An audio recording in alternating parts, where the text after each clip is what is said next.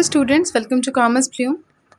आज की वीडियो में हम डेट इक्विटी रेशियो का एक इंपॉर्टेंट न्यूमेरिकल सॉल्व करने वाले हैं। लेकिन सॉल्यूशन स्टार्ट करने से पहले let's first understand the question, क्योंकि रेशियो एनालिसिस में कैलकुलेशन ज़्यादा इंपॉर्टेंट होती है करेक्ट क्लासिफिकेशन।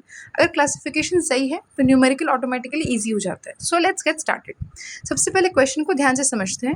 क्वेश्चन में हमें कंपनी के बैलेंस शीट से कुछ आइटम्स दिए गए हैं, जैसे share capital, securities premium, reserves and surplus, loan from industrial financial corporation, 9% bonds, long term provision, short term provision, short term borrowings and trade payables.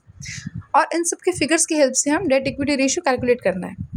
अब इस टाइप की न्यूमेरिकल में सबसे पहला स्टेप कैलकुलेशन का नहीं बल्कि क्लासिफिकेशन का होता है। हमें आइडेंटिफाई करना होता है कौन से आइटम्स लॉन्ग टर्म डेट का पार्ट है और कौन से आइटम शेयर होल्डर्स फंड का पार्ट है। एक और इम्पॉर्टेंट पॉइंट क्वेश्चन में दिया गया है, यहाँ क्लियरली मेंशन है कि 2 लाख का securities premium already reserves and surplus में इंक्लूडेड है। इसका मतलब ये है कि सिक्योरिटीज प्रीमियम को सेपरेटली ऐड नहीं करेंगे।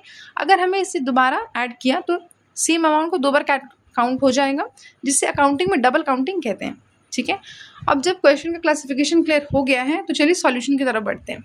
सबसे पहले फॉर्मूला लिखेंगे, debt equity ratio is equal to long term debt divided by share holders fund. Okay, step 1 calculate long term debt. अब हम लॉन्ग टर्म डेट को कैलकुलेट करते हैं। सबसे पहले आइडेंटिफाई करेंगे लॉन्ग टर्म डेट को। इस क्वेश्चन में लॉन्ग टर्म डेट में इंक्लूड होंगे loan from industrial financial corporation 20 lakh, 9% bonds 25 lakh, long term provisions 3 lakh.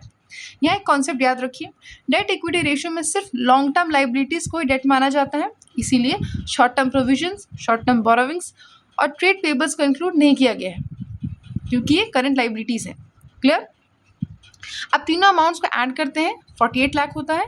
ठीक है, अब हम क्या करेंगे, शेयर होल्डर्स फंड को कैलकुलेट करेंगे। यहाँ इंक्लूड होगा share capital 30 lakh, reserves and surplus 10 lakh.